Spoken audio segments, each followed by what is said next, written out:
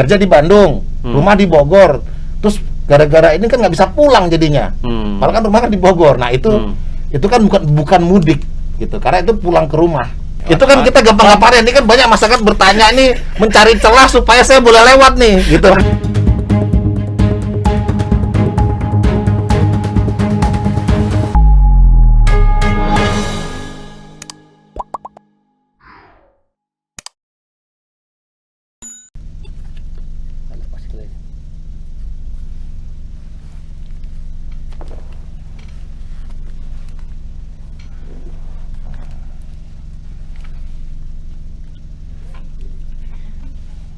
Assalamualaikum sahabat.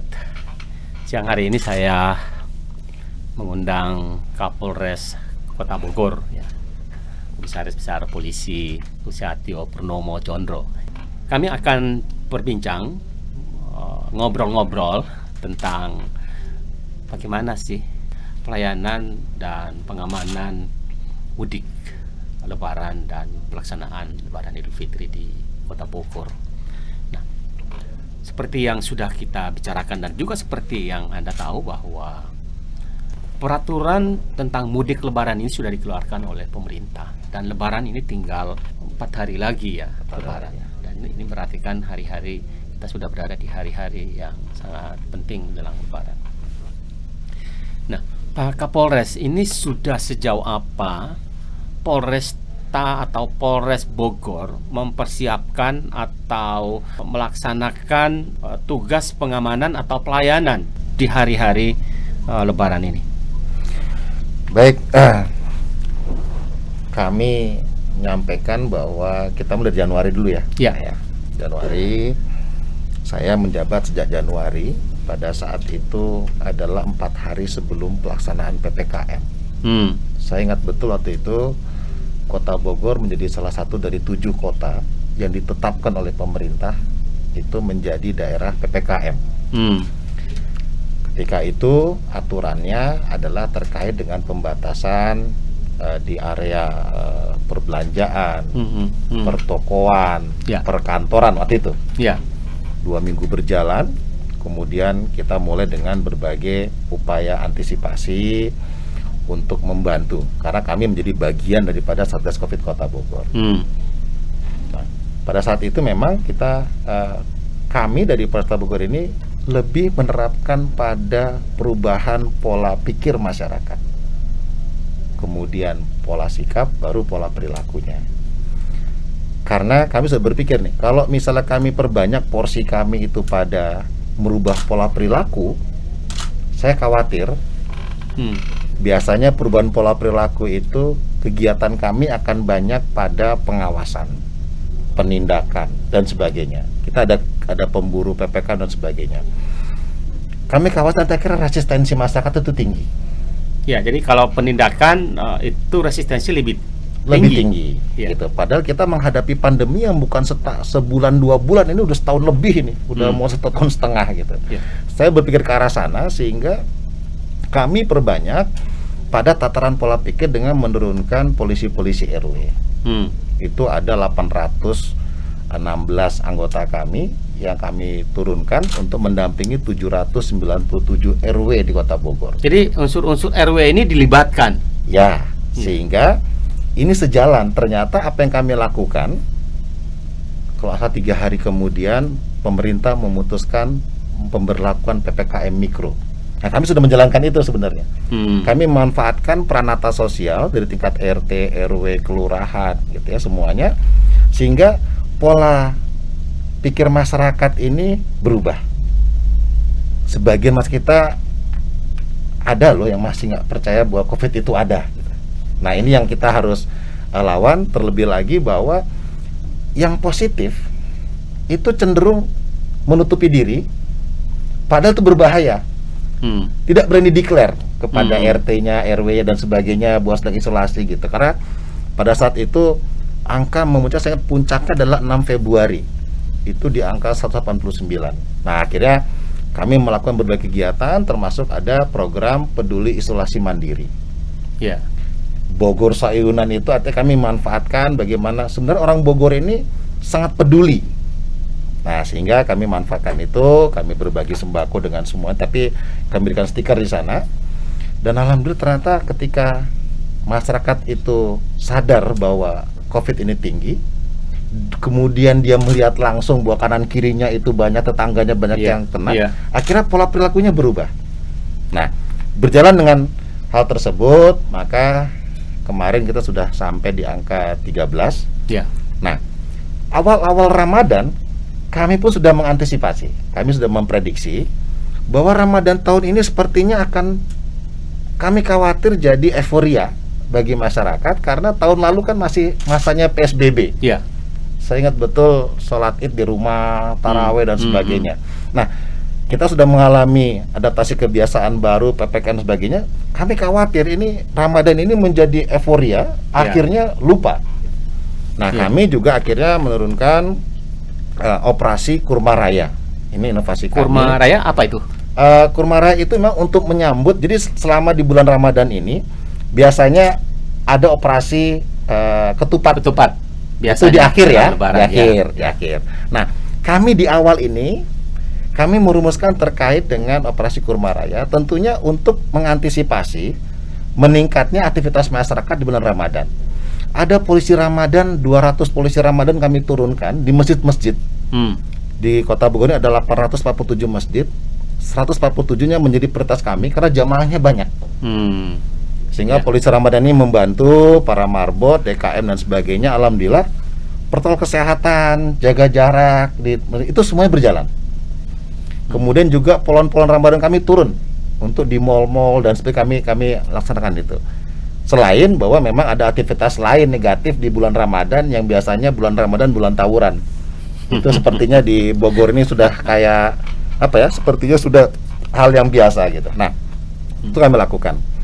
Nah, sehingga singkatnya bahwa selama 2 bulan ini hal-hal negatif karena kami harus menyiapkan. Jangan sampai krisis kesehatan ini kemudian menjadi krisis ekonomi. Kami siapkan juga tim-tim untuk menyiapkan apabila terjadi kriminal dan sebagainya, gangguan kamtimas itu meningkat dan sebagainya. Nah, mendekati bulan hari-hari Lebaran ini, tentunya dengan adanya pemberlakuan larangan mudik. Nah, ini menjadi cara kami lagi yang biasanya kami diperintahkan untuk memperlancar arus lalu lintas. Orang mau mudik. Nah, sekarang kami harus merubah itu menjadi menahan, menyeleksi dan mengawasi. Tentunya kami ada 6 titik sekat yang kami lakukan. Mudik ini kan untuk mereduksi sekecil mungkin eskalasi penularan kan di wilayah-wilayah itu. Nah, sebelum kita masuk ke penyekatan, sekarang ada aglomerasi. Ada peraturan dari pemerintah aglomerasi. Itu berarti kan waktu itu kita mendapatkan pemahaman bahwa aglomerasi itu masyarakat di wilayah aglomerasi itu boleh saling mudik, boleh yang Bogor boleh mudik kemana, boleh kemana dan seterusnya. Tapi belakangan lagi lebih tegas dikatakan lagi bahwa ternyata mudik itu total dilarang. Nah, sekarang kepolisian terutama di Bogor ini pedoman pengamanan dan pedoman pelayanan masyarakat berkaitan dengan mudik ini, panduannya peraturan yang mana? Ya, kembali tentang masalah mudik ya. Kami menginisiasi terbitnya Perwali nomor 18. Perwali nomor 18. Ya. Itu tentang kewaspadaan pemudik dan pendatang. Karena pola penanganan mudik ini ada 2. Secara makronya itu dengan penyekatan. Secara mikro itu dengan melakukan pengawasan di tempat daerah tujuan atau tempat pendatang. Nah, sehingga peraturan dari pusat itu dijabarkan di Kota Bogor ini melalui kita diskusi dan sebagainya. Di dalam Satgas Khusus Kewaspadaan ini kami menggunakan peranata sosial, RT, RW, kelurahan dan sebagainya. 15.000 totalnya sebogor ini. Besar sekali gitu ya. Sedangkan itu ada 5 subsatgas di sana. Ada subsatgas penghambat. Ya, penghadang ini cuma 1.200 orang personilnya untuk mengawasi 6 titik sekat. Nah, sisanya yang 13.000 itu adalah justru untuk mengamankan di wilayah tempat pendatang. Nah, inilah antara surat ya, keputusan dari Kementerian Perhubungan tentang kelarang mudik, juga kita megang terkait dengan surat instruksi Mendagri terkait penguatan PPKM mikro. Nah, masyarakat lebih cenderung memperhatikan yang sini, yang nggak boleh mudik lah intinya gitu. Nah, kembali apa yang kami lakukan di titik sekat dan sebagainya, masyarakat bingung nih mudik itu seperti apa? Iya, benar itu. Gitu ya. Iya. Ada aglomerasi. Aglomerasi itu bahasa di epidemiologis ya. Mungkin ada daerah paparan yang paparan beberapa gabungan beberapa kota dan sebagainya yang awalnya itu boleh, terus sekarang nggak boleh dan sebagainya. Tapi prinsipnya begini, bahwa pemerintah ini melarang adanya silaturahim secara fisik. Jadi kalau kita pulang kampung ke rumah orang tua dan segala macam, itu yang dianggap sebagai silaturahim fisik. Bertemu secara fisik itu yang dilarang. Ya, bertemu secara fisik itu yang dilarang. Nah, terlebih itu sudah melewati wilayah aglomerasi. Jadi contoh seperti Baranang Siang sekarang sudah tutup nih. Bis tutup, aktivitas di terminal itu sekarang tinggal 20%, hanya untuk bis dari Bogor ke Jakarta. Oh, sekarang terminal Baranang Siang tutup? Tutup. Karena itu mengacu kepada peraturan tersebut. Tetapi kereta api dalam wilayah aglomerasi itu masih buka. Sahabat, terminal Baranang Siang itulah salah satu terminal induk, terminal terbesar di Kota Bogor, dan dari situlah persebaran bis-bis itu ke seluruh wilayah di Jawa ini, termasuk ke Sumatera sebetulnya. Itu dari Baranang Siang. Sekarang tutup. Ini luar biasa. Lanjut ya, Kapolres. Jadi itu ditutup, kemudian hanya ada kendaraan ke Jakarta, Kampung Rambutan pun tutup. Itu hanya dibuka di Kalideres. Jadi transportasi umum itu memang pengetatannya untuk perlintasan ya, mobilitas antar wilayah gitu di luar aglomerasi itu sudah ketat. Baranang Siang tutup terminalnya. Stasiun gimana? Nah, ini stasiun kalau dia keluar aglomerasi itu tidak ada. Sukabumi tidak ada. Tetapi kalau dia ke Jakarta, nah itu karena masih Jabodetabek, itu masih buka. Nah, sehingga orang bertanya, terus kalau kami harus mau ke Bogor, mau berkunjung dan segala macam, boleh asal bukan mudik. Nah, memang ini suatu sehingga yang harus kita rubah dulu, apa itu mudik ya, itu mungkin itu. Nah, masyarakat mengerti apa itu mudik. Nah, bagi kami mudik itu adalah silaturahim secara fisik. Nah, makanya mungkin ke depan juga termasuk bagaimana tempat wisata. Nah, kita juga sedang merumuskan bersama Pak Wali Kota di Satgas ini, tempat wisata seperti apa ya aturannya. Apa kita menunggu lagi dari pusat? Apakah misalnya tempat pariwisata di zona merah itu ditutup atau zona orange itu ditutup ya. Kota Bogor masih orange nih. Dan 2 minggu yang lalu di Jawa Barat ini ada 2 yang menjadi zona merah, yaitu di Tasik sama Bandung Barat. Bandung Barat itu sampai Leman dan sebagainya itu tangkuban perahu saya sudah ditutup sekarang. Nah, kita berada di zona orange nih, gitu ya. Tentunya kalau masuk ini? Ya, kalau masuk ke wilayah Kebun Raya Bogor, karena magnetnya Bogor kan Kebun Raya ya, itu tetap menggunakan swab, ya, rapid gen dan sebagainya. Surat satu itu kita penuhi. Nah, kemudian orang bertanya lagi nih, saya kan kerja di Jakarta tapi tinggal di Bogor, gimana saya bisa masuk? Nah, ada 2 pertimbangan. Saya sudah sampaikan pada petugas kami di lapangan. Ada 2 pertimbangan. Pertama, sebabnya. Kedua, administrasinya. Sebab ini harus benar-benar yang urgent. Kalau dia di luar aglomerasi ya. Dari Bandung masuk ke Bogor, atau dari Sukabumi, dari Cianjur masuk ke Bogor. Nah, itu di luar wilayah aglomerasi. Maka pertimbangannya yang pertama adalah sebab yang sangat darurat. Ya, hal-hal darurat itu misalnya ada sakit, ambulan dari mana itu nggak salah. Ada 4 ya, ada 4. Nah, ini supaya sekarang masyarakat juga mengerti, ada 4 alasan darurat nih. Yang pertama pekerjaan. Pekerjaan itu sangat darurat ya, yang tadi sampaikan ada ambulan, damkar dan segala macam, masuk perjalanan dinas atau pekerjaan lainnya. Kemudian yang kedua, itu termasuk di luar aglomerasi. Oh ya, ini kita bicara aturan untuk orang mau masuk ke wilayah aglomerasi. Ya. Nah, jadi kalau misal dari Bandung mau ke Bogor, nah ini pertimbangannya ini, ya. Dia satu karena alasan pekerjaan yang sangat mendesak, tidak bisa gitu ya. Tidak bisa ditunda. Kemudian yang kedua, orang sakit, ya, meninggal sama hamil. Nah gitu. Jadi kalau dia mengunjungi, misalnya hamil mau persalinan, boleh, tapi pendampingnya 2. Gitu. Nah ini sama betul. Kalau menengok yang ada kedukaan, kemalangan, boleh, gitu, dan semuanya. Ini baru syaratnya masuk ke wilayah. Nah, diperkuat barulah ada antigen 2x24 jam, swab 3x24 jam dan sebagainya. SIKM kita berlakukan. Sebagai legalitasnya gitu. Legalitasnya. Jadi alasannya ini diperkuat dengan administrasinya. Ada materialnya, ada formil yang harus disiapkan. Nah, tetapi di luar itu juga ada juga pekerjaan, alasan pekerjaan yang non mudik yang juga kami masih melakukan diskresi di sana.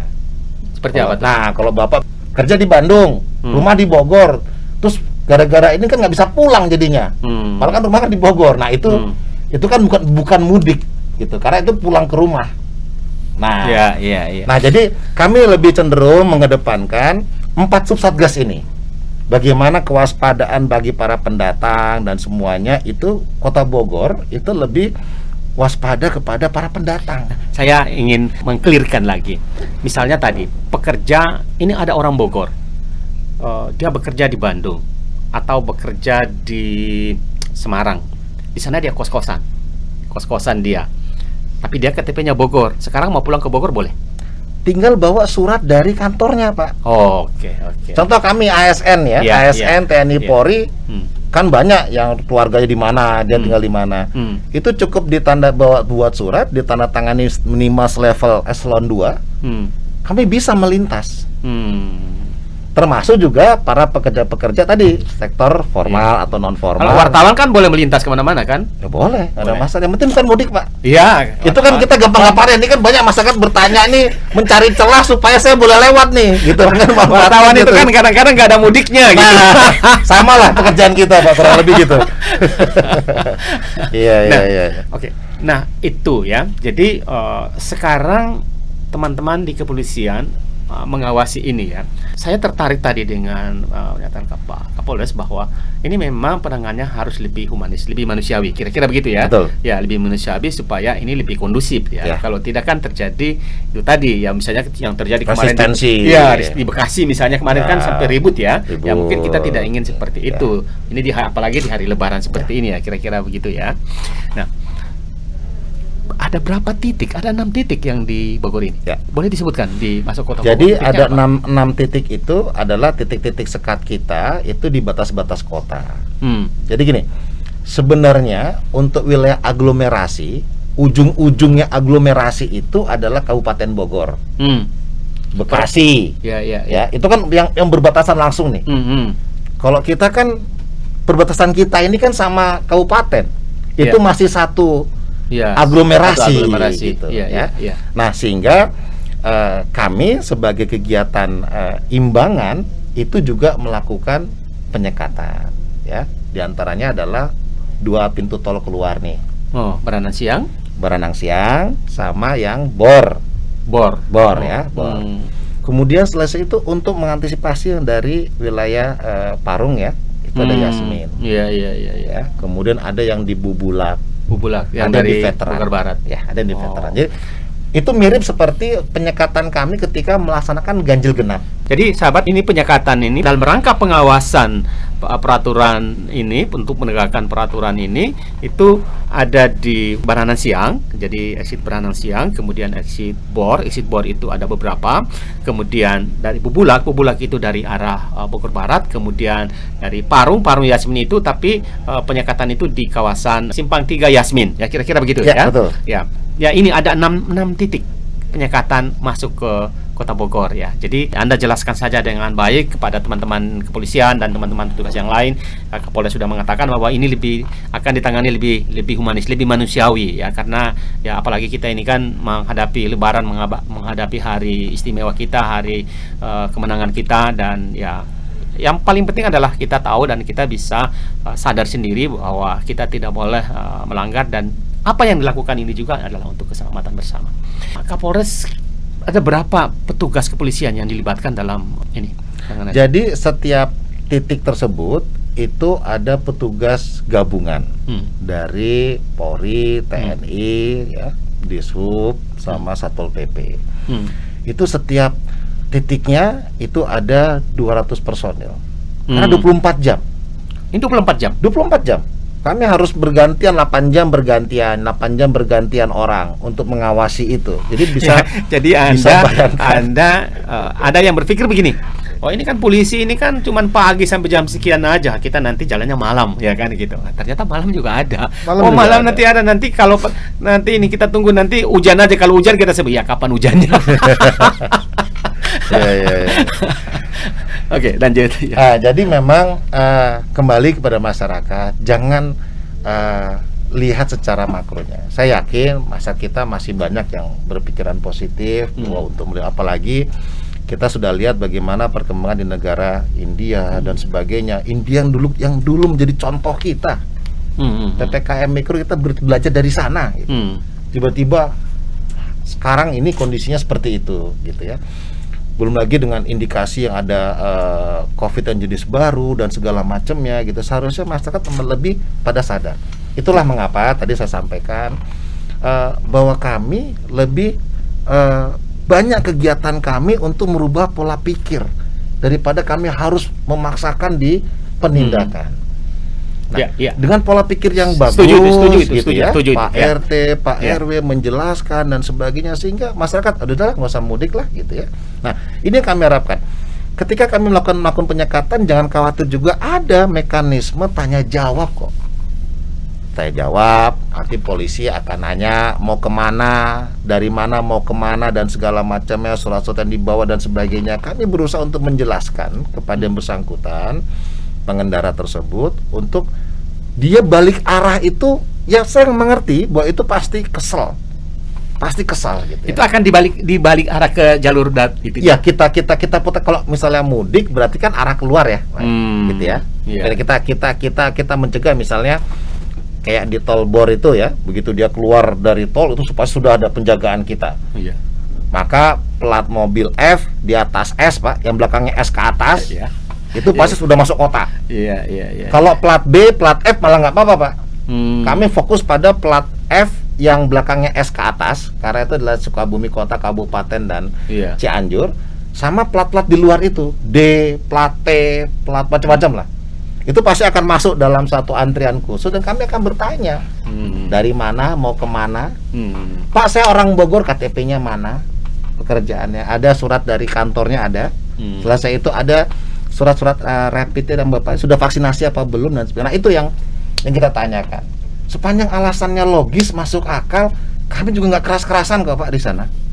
Barang-barang nggak ada, kecuali kalau bilang wah ini udah barang numpuk, isinya penuh, ya sudah pasti kami akan putar balik gitu. Kalau dia bilang datang hanya mengunjungi orang sakit, tapi barangnya banyak gitu, bawa segala macam pun semua ya, bahkan kita pun secara kasat mata juga tahu ini mudik namanya, bukan lagi dia pulang. Ya, sahabat, ya kita sungguh menggantungkan harapan kepada teman-teman kepolisian dan petugas-petugas yang lain dalam pengamanan mudik lebaran ini. Dengan itu tadi ya, Anda sekarang saat ini tidak perlu bertanya lagi kira-kira teman-teman ini berpedoman pada peraturan mana, pengamanan ini dasarnya peraturan apa. Yang paling penting adalah bagaimana kita sama-sama menghadapi lebaran ini, melaksanakan lebaran ini dengan penuh sukacita, dengan penuh rasa kemenangan, dengan saling menghargai dengan yang lain. Bahwa ya kita tahulah, saya sudah tanya juga dengan beberapa pimpinan daerah bahwa sesungguhnya mereka juga agak bingung dengan peraturan yang dikeluarkan oleh pemerintah pusat ini. Tapi ya sekarang sudahlah, kita tidak perlu mempersoalkan lagi dalam hari lebaran yang tinggal beberapa hari ini. Ini pengamanan H- berapa dan H+ berapa? Sampai dengan tanggal 17. Ya, sampai dengan tanggal 17 Mei nanti. Ya, semoga kita ini semua bersukacita menghadapi dan melaksanakan hari kemenangan kita, hari Idul Fitri. Ada lagi Kapolres yang jadi tentunya di dimensi pandemi kan banyak ya. Tidak cuma dimensi kesehatan, ada dimensi ekonomi, dimensi semuanya kita, dimensi keselamatan dan sebagainya. Sehingga kami ingin mengimbau kepada masyarakat sadar gitu bahwa ini adalah kesehatan untuk kita. Kurang lebih gini, kalau nanti setelah libur lebaran kita akan lihat nih, 3 minggu setelah itu kira-kira angka di Bogor naik apa tidak? Nanti akan dilihat ya, ini nanti. Kita akan lihat gitu. Apakah usaha kita bersama gitu ya. Bagi saya selalu menyampaikan ini usaha kita bersama gitu, bukan cuma karena petugas saja, ini usaha kita bersama. Apakah nanti setelah 3 minggu setelah Lebaran ini angka akan naik? Dan kalau kemudian naik, maka kita masuk di zona merah, maka pengetatan itu akan lebih ketat lagi. Harapan kita ya bagaimana kita sama-sama melaksanakan Lebaran ini dengan baik, teman-teman di kepolisian dan petugas yang lain juga menunaikan tugas dan kewajibannya dengan baik. Tujuannya adalah untuk kebaikan bersama.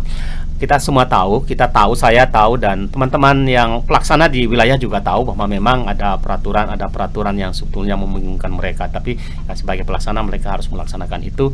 Ya sudahlah, kita jalankan saja untuk kebaikan bersama. Dari sini saya mengucapkan selamat merayakan Idul Fitri, minal aidin wal faizin, mohon maaf lahir dan batin. Assalamualaikum warahmatullahi wabarakatuh.